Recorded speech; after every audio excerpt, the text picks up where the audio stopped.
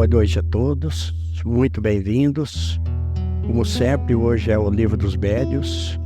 É sempre uma alegria para nós, cada reunião dessa. Nós estamos aqui em nome de Jesus. Que Ele nos abençoe, que Deus nos ampare. Sempre lembrando que todos nós somos importantes na reunião com o nosso pensamento. Muito bem-vindos e vamos começar a nossa reunião. Boa noite a todos. Mais uma vez sejam bem-vindos. Nós estamos estudando a segunda parte do Livro dos Médiuns e até agora, o que nós vimos? Que os espíritos agem sobre a matéria, mas eles não agem sozinhos. Para atuar sobre a matéria, eles combinam o fluido cósmico universal, o fluido dele, espírito, e o fluido, o ectoplasma do encarnado, no caso médium. Com essa combinação, ele provoca as mudanças na matéria que ele deseja atuar. Esses fenômenos foram classificados por Kardec como sendo de duas naturezas, as manifestações físicas e as manifestações inteligentes. Pelas manifestações físicas, os espíritos simplesmente atestam a sua presença, né? Então, eles produzem fenômenos que nós podemos ver, sentir, ouvir, por exemplo, ruído, pancada, arremesso de objeto. E nas manifestações inteligentes, eles vão revelar para nós um pensamento mais ou menos inteligente ou mais ou menos elevado, conforme o grau de elevação desse espírito. Nessa manifestação inteligente vai haver, então, uma ligação entre a mente do espírito e a mente do médium. E o médium vai, então, passar a trocar ideias com o espírito, vai interpretar o que ele está pensando, o que ele está sentindo. Por exemplo, a psicografia, a psicofonia, são exemplos de manifestações inteligentes. É muito difícil a gente classificar um fenômeno como sendo inteiramente manifestação física ou inteiramente manifestação inteligente, porque sempre em um há o elemento do outro, né, em certa medida. Mas o que prova realmente a intervenção do espírito naquele fenômeno é o caráter inteligente da manifestação. Por isso que o Kardec deu o exemplo para nós lá nas mesas girantes, que enquanto as mesas só levantavam, era uma manifestação física, mas quando elas começaram a responder perguntas, porque eles criaram um sistema, para cada letra correspondia um número de batidas, de ruídos, então já passou a ser uma manifestação inteligente.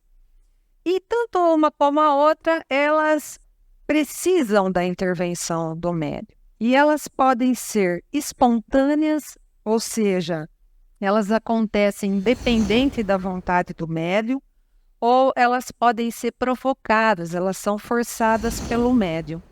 Então nós chegamos agora no capítulo de hoje, que é o capítulo 5, que nós vamos falar das manifestações físicas espontâneas. Aquelas que acontecem sem a intervenção do médium, sem uma reunião específica para a produção de fenômenos de efeitos físicos, em lugares inesperados, a qualquer hora, muitas vezes com pessoas que nem são espíritas, fenômenos que acontecem sem que ninguém lembre ou esteja pensando nisso. Então vamos lá.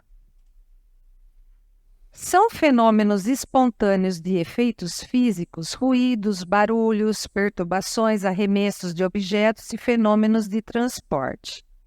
Produzem-se espontaneamente, sem a intervenção da vontade, até mesmo contra a vontade, pois que frequentemente se tornam muito inoportunos. Então, na verdade, o fenômeno espontâneo, ele é provocado na presença de um médium. Tem que ter um médium de efeitos físicos, né? Muitas vezes a pessoa não sabe que é médium, ela não sabe que tem um médium presente no ambiente, naquele lugar, mas tem que ter um médium. Se o espírito for elevado, ele vai precisar de pessoas com afinidade moral, com equilíbrio, com conhecimento, para que ele possa produzir fenômenos elevados. Mas se é um espírito inferior e ele encontra um médium destituído de moralidade, ele vai produzir fenômenos que vão causar perturbação no ambiente. Mas a gente sabe que não cai uma folha da árvore se Deus não quiser, né? Então, se acontecer um fenômeno, a espiritualidade superior está avaliando a necessidade disso, só vai acontecer se for proveitoso para nós. Os mais simples e mais frequentes são os ruídos e as pancadas. Neste caso, deve-se temer a ilusão, porque uma infinidade de causas naturais pode produzi-los. O vento, um corpo que se move por si mesmo, um efeito acústico, um animal escondido, um inseto, uma brincadeira de mau gosto. O que não pode deixar dúvida quanto à origem do fenômeno é a obediência deste à vontade de quem observa. Então, como que a gente vai poder saber se uma aparição, um barulho na parede, um objeto que cai, enfim, qualquer manifestação inesperada, ela é uma manifestação física espontânea ou é alguma coisa da nossa imaginação, ou é uma pessoa que está querendo nos enganar? Para usar um termo do momento, como que a gente vai saber se é fake news? A gente precisa interagir mentalmente com o fenômeno, né? A gente precisa saber se o fenômeno obedece à nossa vontade. Se a gente conseguir comprovar isso, ele é verdadeiro. Porque a obediência, ela denota que existe uma inteligência do outro lado, que está querendo se comunicar. O que ele está querendo dizer? Se eu sou médium de efeitos físicos e eu estou escutando um barulho e eu peço, ou mentalmente, ou às vezes até em voz alta, porque às vezes o espírito está tão perturbado que ele precisa da nossa voz, porque as nossas palavras, elas também têm força eletromagnética. Se eu peço para o ruído acontecer novamente e o ruído acontece, eu peço para ele acontecer num outro lugar e ele acontece. Então, realmente se trata de um efeito físico espontâneo, porque ele respondeu à minha vontade. Mas ainda assim é uma situação delicada, porque o espírito que está ali atrás daquele fenômeno, ele pode querer não atender à minha vontade e não me responder. Então, muitas vezes ele só quer perturbar. E aí a gente vai entrar mais nesse detalhe mais para frente. Em caso algum, nenhum perigo haverá nessas manifestações, mas às vezes elas tomam proporções e persistências desagradáveis, causando aos que a experimentam o desejo muito natural de se verem livre delas. Então, embora muitas pessoas, acredito que a maioria tenham medo desse fenômeno, ele está dizendo aqui que não há razão, porque é fruto do desconhecimento. Na medida que a gente começa a estudar, a gente vai entendendo melhor como esses fenômenos acontecem, e aí a gente para de ter medo. A gente sabe que existem espíritos brincalhões, malévolos, e quando eles sabem que a pessoa tem medo, eles vão se aproveitar do próprio fluido que a pessoa está liberando ali sem saber e vão usar isso para amedrontar e assustar. E o medo, ele abre uma brecha obsessiva, né? Quanto mais o espírito percebe que a gente tem medo, se é um espírito que quer o nosso mal, ele vai nos apavorar. Mas se a gente não precisa ter medo, nós também não devemos ser negligentes, né? Porque se a gente comprovar realmente que se trata de um espírito, a gente também não deve querer brincar com ele, porque a gente não sabe quem é. E ele pode até iniciar um contato conosco ali através de uma brincadeira, mas depois a gente pode acabar perdendo o controle disso, né? Porque os espíritos superiores, eles não fazem esse tipo de brincadeira, né? Então, quem faz isso são espíritos inferiores ainda. E sempre lembrando que nós somos o fiel da balança. Nossos pensamentos, os nossos sentimentos, as nossas atitudes é que vão atrair para nós companhias espirituais que nos são afins. Então, nós não temos que ter medo se nós tivermos lastro moral para isso. As manifestações físicas têm por fim chamar-nos a atenção para alguma coisa e convencer-nos da presença de uma força superior ao homem. Alcançando esse fim, cessa a manifestação material, por desnecessária. Olha aí como Deus é um Pai amoroso e a vida está sempre conspirando ao nosso favor. Porque tudo que nos acontece, que tenha a permissão da espiritualidade maior, é para trazer algo de bom para nós, para que tenha um fim útil para o nosso crescimento, para os nossos resgates, e também está de acordo com a lei de causa e efeito. Então, quando esses fenômenos de efeitos físicos eles se tornam muito insistentes, a pessoa ela se desperta para uma realidade espiritual, porque o objetivo maior é chamar a atenção dela para alguma coisa que ela não está prestando atenção. E nós sabemos que ainda existem entre nós muitos Tomés, vamos dizer assim, para lembrar do discípulo de Jesus, aqueles que só acreditam vendo. Então, quando a pessoa se desperta, aí os ruídos tendem a desaparecer, porque ela se despertou realmente, cumpriu-se o objetivo desse fenômeno, principalmente se a pessoa se entregar para a renovação moral e para a oração. Os espíritos elevados não se ocupam com esta ordem de manifestações, se servem dos espíritos inferiores para produzi-las. Isso significa que o mal é um instrumento pedagógico divino, né? Se a gente vive num mundo de provas e expiações, é porque a gente tem ainda muito para resgatar. E como eu falei aqui, isso é feito através da lei de causa e efeito. Então, aquele que nos faz mal, ele está criando aí uma conta futura, débitos que ele vai ter que acertar. Mas para nós, naquele momento, é um aprendizado. Nós dissemos que os espíritos inferiores, eles provocam esses fenômenos espontâneos para nos amedrontar, mas Kardec cita aqui nesse capítulo uma passagem em que ele está revisando o livro dos espíritos e ele ouve umas batidas e depois, numa reunião seguinte, um tempo depois, é revelado que aquele espírito que provocou as batidas é o espírito de verdade, que é um espírito de elevadíssima hierarquia que acompanhou ele em todo esse trabalho da codificação. Agora, não significa que a pessoa que está passando por isso, está presenciando aí, está vivendo um fenômeno de manifestação física, ela tem que se tornar espírita, tem que participar de uma reunião mediúnica. Se ela conseguir se melhorar moralmente, se equilibrar e ficar bem, tudo bem. Mas realmente a doutrina espírita facilita muito esse entendimento, porque ela tira a fantasia. Eu acredito que é a única doutrina que tira a fantasia e tira o medo, e por isso a pessoa consegue alcançar o reequilíbrio. Deve-se notar que as manifestações deste gênero são mais raras para as pessoas que dispõem de meio regular e fácil de comunicação com os espíritos, e isso se concebe.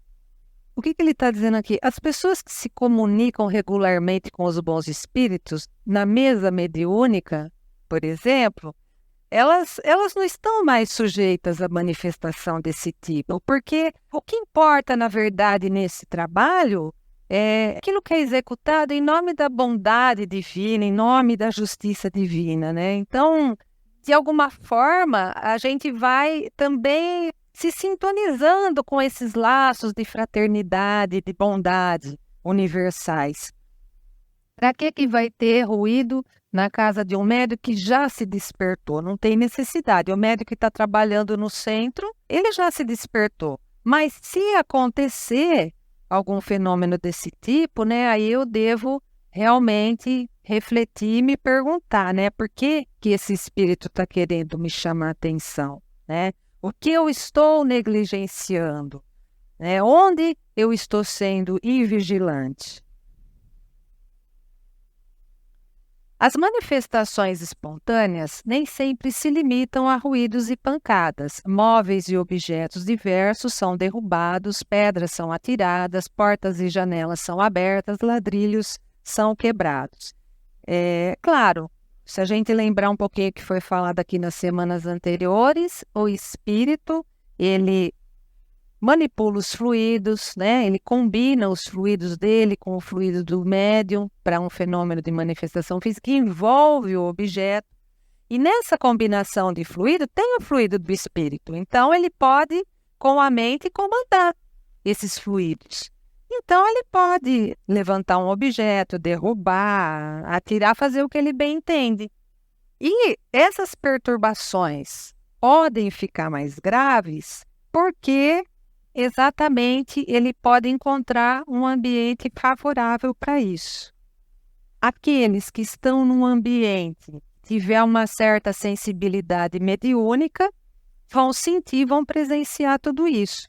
Mas qual é o objetivo do espírito? É chamar a nossa atenção, porque ele não está mais encarnado, ele não tem como falar com a gente, né? Então, ele vai ali buscar recursos para que a gente possa ouvi-lo, vamos dizer assim.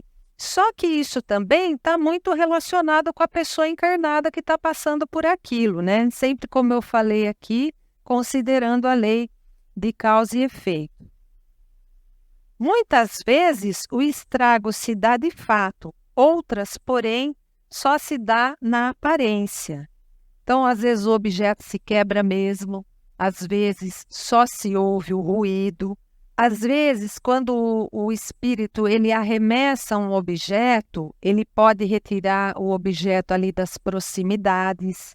Quando esse objeto está num outro local, já passa a ser um fenômeno de transporte que nós vamos tratar na próxima reunião, um pouquinho mais à frente. Mas, de qualquer forma, precisa ficar claro o seguinte, o espírito não pega o objeto, né? Ele envolve o objeto com o fluido ectoplasmático do médium, com o fluido dele, e impulsiona esse objeto pelo pensamento. Então, é uma importunação muitas vezes e ela pode se tornar obsessiva, porque espíritos malévolos que pretendem obsidiar, eles se utilizam muitas vezes do fluido do médium para perturbar o próprio médium. E muitas vezes ele nem sabe que isso está acontecendo, ele não sabe que ele é médium, ele não sabe que ele libera fluidos. Ou também o espírito pode pegar, como eu falei aqui no começo, o fluido de um médium que está na proximidade do fenômeno. Ele não pode estar muito longe, porque o fluido fora do corpo do médium ele tem uma ação temporária, né? Ele não se sustenta por muito tempo. Mas se tiver um médium próximo ao lugar onde vai acontecer o fenômeno, o espírito pode sim utilizar esse fluido, né? Então a gente vê muitas pessoas que se mudam da casa porque elas não suportam a quantidade de fenômenos que acontecem no local. Às vezes o espírito persegue a pessoa em toda a casa que ela vai. Às vezes ele está ali quietinho, aparece alguém que é médium de efeitos físicos e ele aproveita para poder se divertir amedrontando a pessoa. Às vezes aconteceu alguma coisa numa outra vida, ali numa outra encarnação, que impressionou muito ele, uma crueldade. Ele fica imantado no lugar. Às vezes também o espírito quer pedir uma coisa boa, ele quer pedir uma prece, ele quer pedir para resolver alguma coisa que quando ele viveu ele não conseguiu, deixou sem fazer. Às vezes ele quer dar um aviso que pode ser proveitoso. E aí Kardec fala para nós, qualquer que seja o caso, a prece nunca deixa de dar bom resultado. As fórmulas graves de exorcismo, essas os fazem rir. Quando a gente faz a oração, muitas vezes nós não temos noção do quanto isso eleva uma prece sincera, a nossa capacidade de expandir as nossas energias sutis. E isso vai tocar o coração do espírito. Se não for da vontade dele, no momento adequado para ele, essa prece vai servir. Mas eles sentem a nossa vibração, né? Se não for sincero, né? uma prece decorada, um exorcismo, não vai adiantar nada. Agora, se a gente, às vezes, muitas vezes depois de uma prece, a gente recebe uma intuição. A gente, às vezes, pode sentir se o espírito está ali precisando de bons fluidos, se ele está precisando ser auxiliado, a gente pode emanar bons fluidos para ele. Muitas vezes ele quer nos cobrar de alguma coisa, a gente pode pedir perdão, mas sinceramente, a prece, ela é um recurso sempre necessário. Logicamente que se tiver ali uma pessoa encarnada, um médium, de bastante equilíbrio, de bastante elevação moral, esse médium pode ajudar muito também, porque ele pode, inclusive, encaminhar esse espírito. E o centro espírita, né? O centro espírita também auxilia muito. Quanto mais elevado moralmente é o homem, tanto mais atrai para si os bons espíritos que necessariamente afastam os maus. Então, mas o que realmente afasta os espíritos inferiores são os espíritos superiores. É a moralidade do médium. Essa é a regra geral. Então, se eu sou um médium de efeito físico, eu tenho uma moral elevada, eu vou estar envolvido com espíritos de luz que vão querer me auxiliar, vão querer me proteger, vão utilizar os meus recursos fluídicos ectoplasmáticos para auxiliar os irmãos que precisam. Agora, se eu não estou nem aí, eu vou estar nas mãos de espíritos malignos que vão utilizar a minha força, os meus fluidos para coisas ruins. Então, as consequências de como eu uso a minha mediunidade é que vão determinar a minha moral. O melhor que a gente tem para afastar os maus espíritos é praticando bem, né? Porque o mal e o bem, eles não são compatíveis. Olha só para vocês verem. Aqui nós estamos falando do Livro dos Médiuns, no começo do Livro dos Médiuns. Nós estamos falando de fenômenos que acontecia há muito tempo atrás. Hoje esses fenômenos são raros, muito raros. Eu sei que fica até um pouco maçante a reunião, porque nós estamos repetindo coisas que nós já falamos, mas é natural que isso vai acontecer ainda por, acho que 2 reuniões. Depois não, depois a gente já vai dar uma dinâmica melhor na reunião. Olha só, vou dar uns exemplos para vocês. Nós moramos em Barretos, numa fazenda, aonde a sede da fazenda foi construída há muitos anos atrás pelos Junqueiras, que eles são ali daquela região de Barretos, de Orlândia, tanto é que quem fundou Orlândia foi Francisco Orlando Junqueira, por isso o nome Orlândia. Olha só, nessa fazenda acontecia esse fenômeno aqui, ó.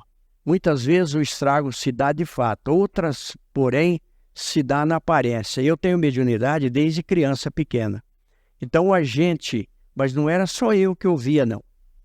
Todos ali ouviam esses fenômenos. Via, por exemplo, cachorro latino. Eles gostavam muito de caçar veado. Eles usavam animais e usavam o cão perdigueiro. Alguém aqui conhece o cão perdigueiro? Quase ninguém conhece, muito raro. Então esses cachorros são treinados para caça. A gente ouvia, muitas vezes criança, a gente corria para dentro da casa. Quando passava, ia chegando em cima da casa, no terreiro. Quando passava, só passava um vento. Fazia aquele vento, não tinha nada. Muitas vezes jogava água para a janela com a bacia. Quem aqui já tomou banho em bacia? Tá? Então, tomava banho dentro do quarto ou em algum cômodo da casa e a pessoa tomava banho e para não sair com essa bacia, porque às vezes nem passava na porta, jogava para a janela. A gente ouvia jogar água para a janela, a água caía no chão, fazia o barulho. Chegava lá, estava tudo seco. Nós tínhamos um pomar de laranja que todo mundo tinha medo de entrar no pomar de laranja. Era a coisa mais linda esse pomar de laranja que a gente tinha. Por quê? Quando a gente ia chegando perto do pomar, tinha só uma entrada, que é uma porteira, mas nós chamava de tronqueira. Alguém aqui conhece tronqueira? É com arame. Eu estou falando coisa de 70 anos atrás, eu sei que vocês não lembram disso. Então, quando a gente chegava ali para abrir, para entrar no pomar de laranja, a gente escutava as laranjas cair tudo no chão. A gente corria, olhava para trás, a laranja estava toda no pé. Era só um efeito aqui, ó, né? Que só na aparência. Só que tinha um detalhe lá. Os cachorros apanhavam.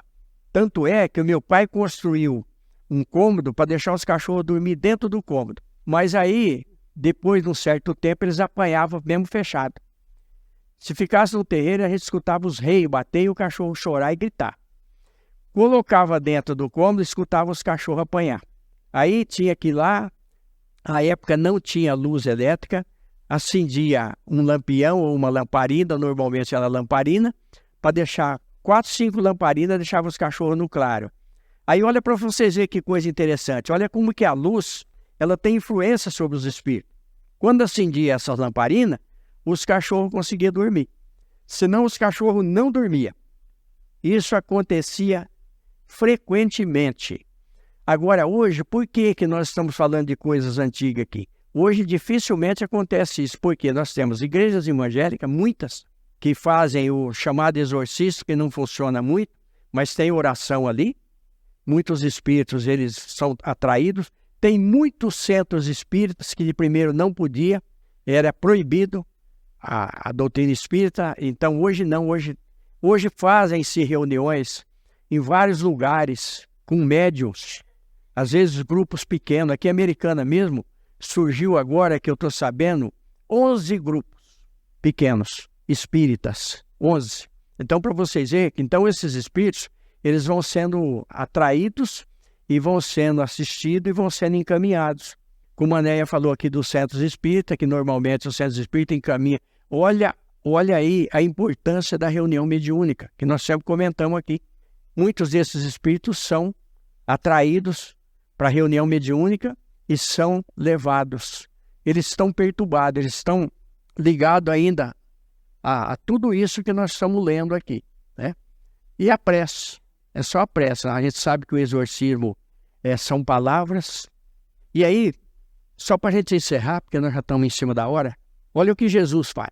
Os apóstolos chegam perto de Jesus, eles queriam punir um grupo que estava fazendo algumas coisas lá que eles não concordavam. Mas é só para a gente entender. Eles chegam para Jesus e falam, vamos proibi-los, vamos puni-los, uma coisa assim. Jesus fala, não façais, porque vós não sabeis de que espírito sois. Olha aí o alerta para nós. Então, precisamos tomar muito cuidado. A Néia falou uma coisa aqui interessante, não podemos desafiar. Nós estamos lidando com forças que nós não conhecemos. Nós não precisamos temer. Não precisamos temer, nós conhecemos. Só que também não precisamos abusar e nem desafiar, porque aí a coisa complica.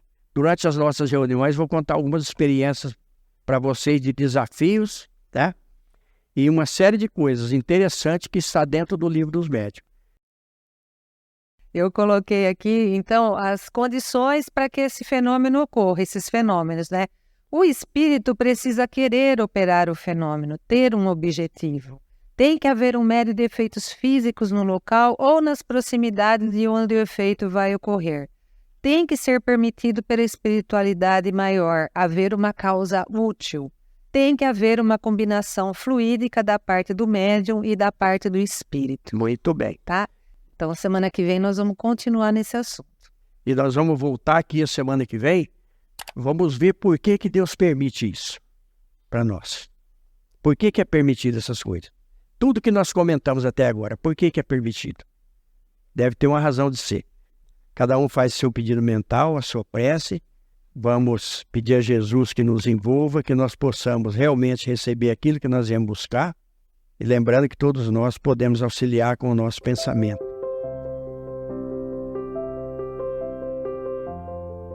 Gente, muito obrigado pela presença. Como foi falado aqui hoje sobre os barulhos e tudo, nós vamos ver a semana que vem por que Deus permite isso daí. Sempre tem uma razão de ser. Sempre é um chamamento para nós. Então, que Deus nos abençoe, que Jesus nos ampare, que a gente possa ter uma boa noite, um bom sono. Amanhã nós estamos aqui de novo. Muito obrigado. Desculpa aí, eu converso muito, né? Mas vão me tolerando, viu? Eu tô velho já, então o velho ou fala muito ou fica quietinho com a cabeça baixa. Vão com Deus, tudo de bom para vocês.